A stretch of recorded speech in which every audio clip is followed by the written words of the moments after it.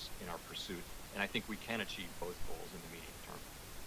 You stole my follow-up because you started out saying Congress sets the mandate, and so my follow-up was going to be, well, should the mandate, should they consider changing the mandate? And I think you've answered that.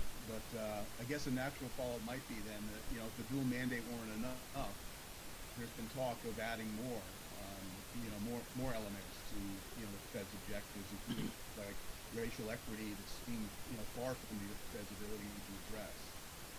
In addition, the Fed's remit has expanded from the banking system to the broader financial system, and its regulatory responsibilities were widely expanded in the wake of the financial crisis.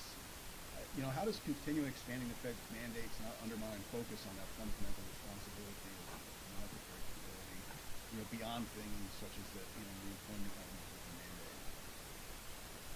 So I think our current mandate is appropriate, and I would not want to see it narrowed or broadened, for that matter.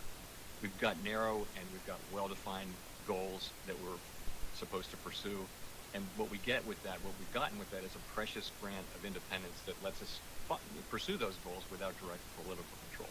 For monetary policy, that's maximum employment and price stability, and I think that dual mandate has served the public well. I really don't think it would not be a good idea to broaden it to goals that might be inconsistent with those two mandates, and that would be very difficult for us to achieve with our tools.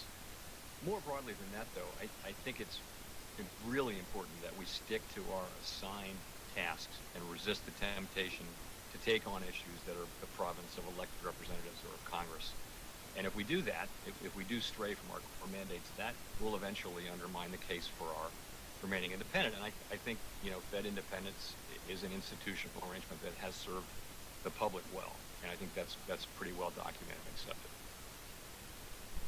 I mentioned a couple of times our concern about a fully discretionary system, and one of the biggest of those concerns is that in the face of large economic dislocations, we've been running what really amount to unprecedented experiments.